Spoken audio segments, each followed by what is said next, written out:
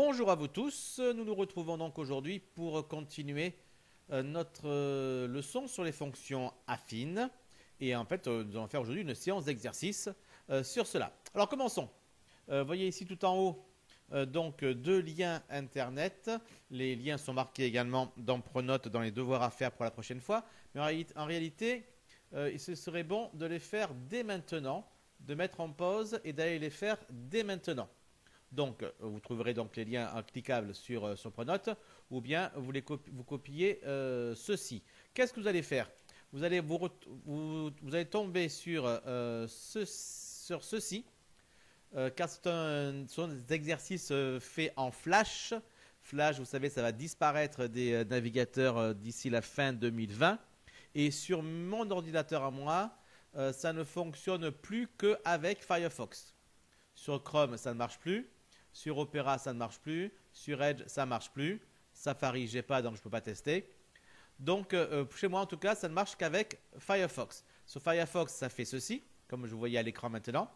Donc, il faut aller appuyer sur Activer Adobe Flash. Ici, il me demande si je souhaite l'activer, j'autorise. Et l'exercice devrait arriver. Voilà, il est en train de se charger et il arrive. D'accord? Si c'est écrit un peu petit, n'oubliez pas qu'avec CTRL+, vous pouvez augmenter la taille de ce qu'il y a à l'écran. D'accord? Donc là, vous voyez ici, bon, on voit le premier ensemble. Hein. Voici une fonction définie donc par ici moins 9,7 plus 9,2x. Et il faut dire si elle est linéaire, affine ou rien de tout ça. Bien là, on voit qu'elle est évidemment affine, puisqu'elle est de la forme ax plus b. C'est quoi a? Ben, a, c'est évidemment 9,2. Et c'est quoi b? Ben, c'est évidemment moins 9,7. Moins, oui, évidemment. Car en réalité, ceci peut s'écrire 9,2x plus moins 9,7. D'accord? Donc, c'est bien une fonction affine. Donc, on clique sur affine et après, on fait OK. Bravo, ouais, j'ai gagné. Et il m'a marqué des mots qu'on n'a pas encore vu, qu'on ne verra plutôt qu'à la deuxième partie sur les fonctions affines, de mots de coefficient directeur et de ordonnées à l'origine. Donc là, vous laissez couler, hein. Vous lisez si vous voulez. De toute façon, on parlera de ces mots-là à la deuxième partie. Et après, on fait suivant pour aller à la suite. D'accord? Il y en a deux de liens. Il y avait celui qui se terminait par 3077 et celui qui va se terminer par 3078. C'est celui-ci, donc pareil. Activer Adobe Flash, autoriser. Et il arrive. Donc là, c'est le même principe. Hein. Il faut donc réfléchir un petit peu pour savoir si ce sont des fonctions linéaires, affines, voire éventuellement rien du tout. Alors, je reviens donc à mes exercices, parce que ceux-là, ils sont interactifs. Ça veut dire que vous les faites et l'ordinateur vous dira tout seul si vous avez juste ou si vous avez fait faux, en vous expliquant vos erreurs. Donc, c'est pas la peine qu'on fasse ça dans la vidéo. En plus, d'autant que, là, je sais pas, mais souvent, ces exercices sont un peu aléatoires et donc ne donnent pas toujours les mêmes questions à tout le monde. Bien. Donc, nous, on arrive aux exercices que vous allez faire maintenant. L'idéal serait de mettre en pause maintenant la vidéo, d'aller faire les exercices interactifs, de vous entraîner dessus. D'accord? Si ça marche, hein. Si pour vous, il n'y a plus aucun navigateur qui fonctionne pour le flash, tant pis. Hein. Voilà. Et après, vous revenez pour la suite de la vidéo. Voilà. Voilà, on se retrouve donc avec ceux qui ont fait les exercices itératifs et ceux qui ne les ont pas fait. Et on revient donc avec l'exercice 2. Parmi les fonctions n, p, k et d, définies ci-dessous, indique celles qui sont affines. Alors, lesquelles sont affines? N'oubliez pas, une fonction affine, c'est une fonction de la forme f de x égale ax plus b. Alors, la première fonction n de x égale 5x, est-ce qu'elle est de la forme ax plus b? Ben oui, évidemment.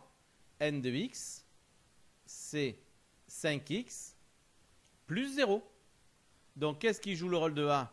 Ben, le a, c'est le 5. Qu'est-ce qui joue le rôle de b? C'est le 0. A égale 5 et b égale 0. N est affine. Elle est d'ailleurs même linéaire, parce qu'il y a également de la forme AX, parce qu'une forme linéaire, c'est une fonction affine où b égale 0. Donc là, elle est linéaire, et donc forcément, elle est aussi affine. D'accord? Donc n est affine. B, k de x égale 2x plus 7. Alors, on va passer en noir. Alors, k de x égale 2x plus 7. Là, qu'est-ce qui va faire le A? Qu'est-ce qui va faire le B? Est-ce que c'est de la forme AX plus B? Ben oui, là encore, avec A qui vaut 2 et B qui vaut 7. K est affine. Le C maintenant. P de x égale 1 sur x. Alors là, est-ce qu'on est capable de mettre ça sous la forme AX plus B? Eh bien non, on ne pourra pas, à cause de ce x qui est au dénominateur, ici, x est au dénominateur, on ne pourra pas le faire retrouver une forme AX plus B. Donc P plutôt, P n'est pas affine. P n'est pas affine.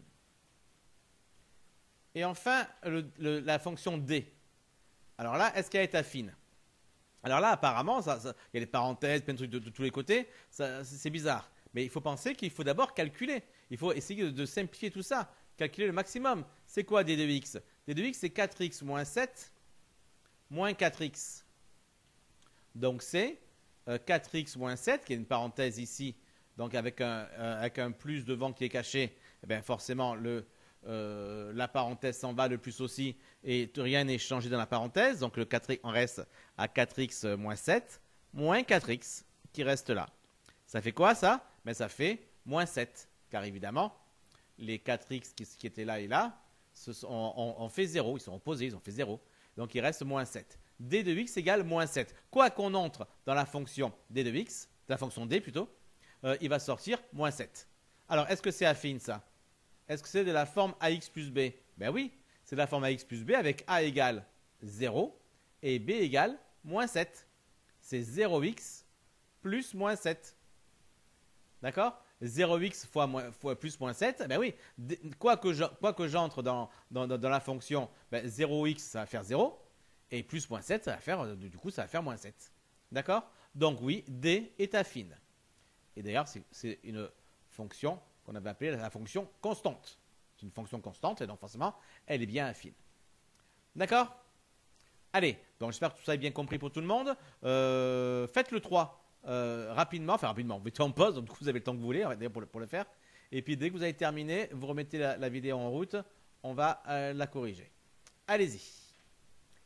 Voilà, donc vous avez donc fait cet exercice 3. Ben, on va le corriger ensemble. La fonction t, c'est quoi la fonction t? Fonction t, elle est telle que t de x égale moins x. Est-ce que c'est la forme ax plus b ça? Ben oui, tout à fait, c'est totalement de la forme ax plus b. Avec quoi?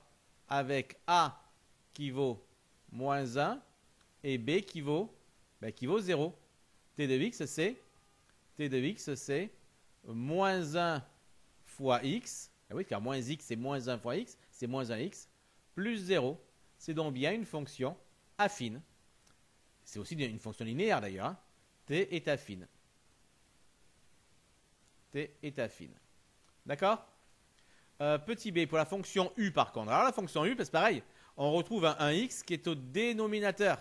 Alors on pourrait dire peut-être par du calcul, mais non, par aucun calcul, il va remonter ici. D'accord? C'est pas comme ici où le 4x et 4x et on peut se mettre ensemble. Non, là il y a du 2x plus 3 qui est au dénominateur. Ben, c'est foutu. U n'est pas affine. D'accord? Pour être affine, il faut être AX. Donc il y a du x qui n'est pas au dénominateur d'une fraction. Le C, donc la fonction W. Là encore, il va falloir calculer, parce qu'il y a des choses des calculs à faire ici. C'est pas aussi évident. Malgré tout, on voit un x carré. Et x carré, on n'aime pas trop ça dans les fonctions affines. Donc c'est quand même mal barré. Néanmoins, là, il y a des calculs à faire. Autant, hop, je dois appuyer ici pour tout enlever. Bon, il ne veut plus. Ah, il veut. Il veut maintenant. Voilà. Autant ici, dans la fonction u, j'avais aucun calcul à faire. Donc forcément, je me suis rendu compte que mon x n'était pas au bon endroit. Par contre, dans la fonction w, là, j'ai des calculs à faire. Je peux développer.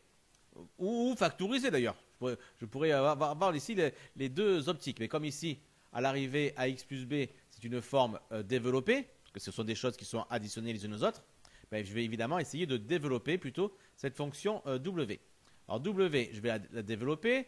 W de x égale. Alors x plus 9 au carré. C'est x plus 9 fois x plus 9 moins x carré. Puis je fais donc la distributivité. Donc vous vous rappelez, les petites flèches ici, ici aussi, et après ici et là. Ça va me faire quoi? Ça va me faire x fois x, première flèche, x fois x, plus deuxième flèche, x fois 9, plus troisième flèche, c'est la première verte, 9 fois x, plus quatrième flèche, la deuxième verte, 9 fois 9. Et après, j'ai ce moins x carré dont je ne m'occupe pas encore. Ça me fait quoi? Ça me fait donc x carré plus 9x, parce que x fois 9 c'est 9x, plus 9x encore, plus 81, moins x carré. Alors, maintenant on va additionner tout ce qui va ensemble. Les x carrés avec des x carrés. Il y en a ici des x carrés et il y en a ici. Ça fait combien ça? X carré moins x carré. Ah ben ça fait 0. Du coup ça s'en va. Parfait. Maintenant les x ensemble, il y en a où des x? Il y en a ici et là. Ça fait donc 9x plus 9x, ça fait 18x. Et après des nombres tout seuls, des nombres qui n'ont pas de lettres, ben, il n'y en a que là, plus 81. Donc ça fait donc plus 81. Ça veut dire qu'une fois développée, la fonction w de x, eh bien, elle n'est pas aussi bizarre que ce qu'elle était à l'origine. Elle s'écrit maintenant 18x plus 81. Et cette forme-là, 18x plus 81, est-ce que c'est de la forme ax plus b? Ben, totalement. C'est avec a égale 18 et b égale 81. Ça veut dire que w est affine. D'accord? Donc il faut bien faire attention à ça. Parce qu'effectivement, ici, quand on voit ça, on ne voit absolument pas la forme ax plus b. Oui, mais une fois calculée, une fois développée, on la fait apparaître. Et donc ça veut dire qu'il faut bien faire attention. Il faut toujours que ce soit une fois tout le calcul terminé, tout le calcul développé. Il faut vérifier si à ce moment-là, on a la forme ax plus b. D'accord? Alors pareil pour le z de x. Du coup, je n'ai pas trop de place. On va écrire un peu ici. Hop là. Ça, on laisse juste un peu de place, la place qu'il faut. Z de x. On va faire les z comme ceci lorsque je les fais à la main. Donc 3x moins 1 au carré. Donc ça va faire donc 3x moins 1 fois 3x moins 1. Et après, moins 3x carré que je réécris.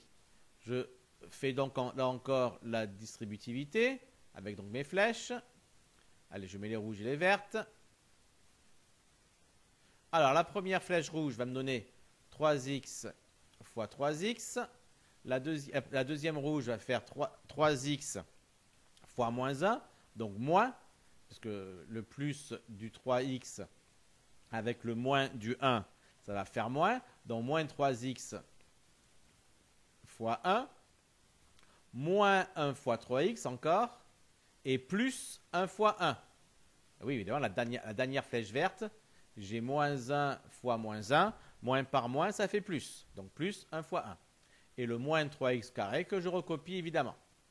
Ce qui me fait donc 9x carré moins 3x plus 1 moins 3x carré. Là encore, je mets donc tout ce qui va ensemble. Les x carrés entre eux. 9x carré, oui, pourquoi 9x carré? Parce que 3 fois 3, ça fait 9 et x fois x, ça fait x carré. Hein. Ça, je pense qu'il n'y a pas de souci pour ce 9x carré, j'espère. Hein. 9x carré ici et moins 3x carré ici, ça fait 6x carré. Ensuite, les nombres en x, j'ai moins 3x ici et moins 3x là. Ça nous fait donc moins 6x. Et enfin, les nombres qui n'ont rien du tout, qui n'ont pas de lettres, il n'y en a qu'un ici, c'est plus 1. Ça nous fait donc 6x carré moins 6x plus 1. Donc là, une fois développé, je vois que reste ce x carré ici. C'est 6x carré ici. Donc du coup, est-ce que ça peut être sous la forme ax plus b? Mais non, à cause de ce x carré qui est là, d'accord, à cause du x carré qui est là, on peut donc dire que z n'est pas affine. D'accord, z n'est pas affine. Donc vous avez vu, ici, pour w, c'était affine. Pourquoi? Parce que les x carrés se simplifient en fait. Les x carrés qui étaient passés en rouge ici et là, ces x carrés se simplifiaient. Ça faisait donc 0. Donc il n'y avait plus de x carré. Alors que dans le cas ici, les x carrés ne se simplifiaient plus. Il y en avait 9 et 3 d'un côté. Donc à l'arrivée, ça ne faisait pas 0. Et donc, ça ne permettait pas d'obtenir une fonction affine. Allez, reprenons la suite des exercices. J'en ai combien à vous poser encore? C'est ça. On va faire le 4 maintenant. Le 4, on va le faire ensemble, encore une fois. Mais là encore, commencez un peu tout seul. Et puis après, vous arriverez à mieux comprendre la correction que nous ferons. Donc, dès que vous aurez terminé, dès que vous aurez enlevé la pause. Car maintenant, c'est pause et vous travaillez. Voilà. Exercice 4, donc, puisque vous avez fait en pause. Regardons ce que ça donne. Regardons la fonction f. La fonction f, elle a pour représentation graphique la fonction cf qui est là.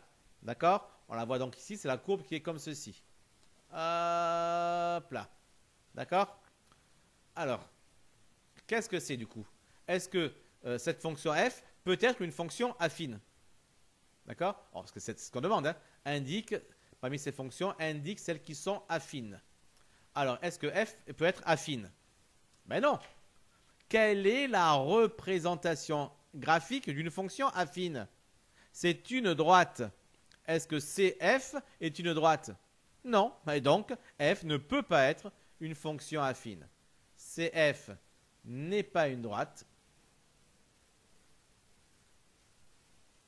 F, donc, f n'est pas affine. D'accord? La deuxième, donc la fonction g, on l'a fait en orange, pour la même couleur à peu près. Alors la fonction g, là par contre, on voit que la représentation, c'est une droite. Celle-ci. D'accord? Alors, mathématiquement, il y a une petite limite ici. On avait dit que si on a une fonction affine, on a forcément une droite. On n'a pas clairement dit que si on a une droite, on a forcément une fonction affine. D'accord? On le dit maintenant, parce que c'est vrai qu'on ne l'a pas vraiment dit dans la leçon, mais c'est vrai. C'est vrai, il y a tout à fait correspondance entre les deux. À chaque fois que votre représentation graphique sera une droite, vous aurez obligatoirement une fonction affine. Donc ici, on peut dire que CG est une droite. Donc, F est affine. D'accord? La troisième, c'est quoi? C'est H. H, quelle couleur? Un peu violet. On va prendre celui-là. C'est pas violet, mais tant pis. C'est H ici. D'accord? Vous la voyez ici. C'est H. Alors, est-ce que c'est une droite ici? Oui, c'est une droite. Donc, forcément, c'est une fonction affine. Mais ce n'est pas qu'une droite. C'est une droite qui passe par l'origine. Et ça, on sait que quand la droite passe par l'origine, c'est même plus qu'une fonction affine, c'est une fonction linéaire. Tout à fait. Elle est affine, évidemment, mais elle est aussi linéaire. On va donc dire ici que CH est une droite passant par l'origine. C'est important ça, passant par l'origine. L'origine, c'est le point 0, le point ici, le point 0, 0, hein, 0 en abscisse, 0 en ordonnée. Hein. C'est ce qu'on appelle souvent O quand on nomme le repère. Donc CH une droite passant par l'origine. Donc F est affine, mais évidemment, et même linéaire. D'accord? Les deux. Alors pourquoi j'insiste sur même linéaire? Parce qu'on le demande ici. Hein. Tu préciseras celles qui sont linéaires. Donc je précise. D'accord? Après on a quoi? C'était H. Après on a la fonction K. La fonction K qui a été faite en vert. Et donc elle est représentée ici. Hop là. Alors est-ce que ceci est une droite? Clairement pas. Clairement pas. Donc CK n'est pas une droite. une droite. Donc, K n'est pas affine. Ça, on le voit rien qu'à la vue, on voit que c'est ce qu'on appelle une parabole. C'est les fonctions qui font intervenir du x carré. D'accord? Et donc ça, vous les verrez à partir de l'année prochaine en seconde. Après, il y avait le U. C'est laquelle le U? Alors le U, c'est donc, elle est en quoi? Elle est en rouge. Hein. C'est cette fonction-là, ici. D'accord, cette fonction-là, cette droite-là. Ben justement, c'est une droite. Donc si c'est une droite, ça veut dire quoi? Ça veut dire que la fonction U, elle est comment? Eh bien, elle est affine, tout à fait. Je vais l'écrire ici. CU est une droite. Donc, U est affine.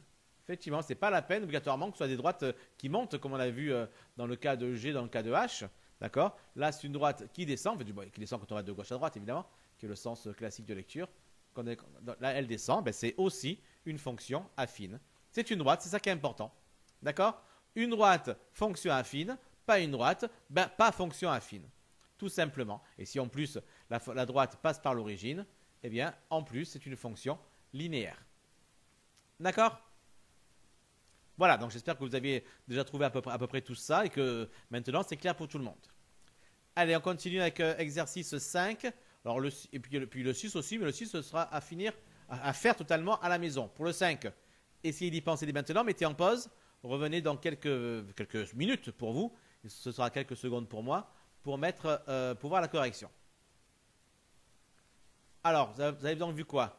Vous avez vu un rectangle qui a pour longueur 7 cm et pour largeur x.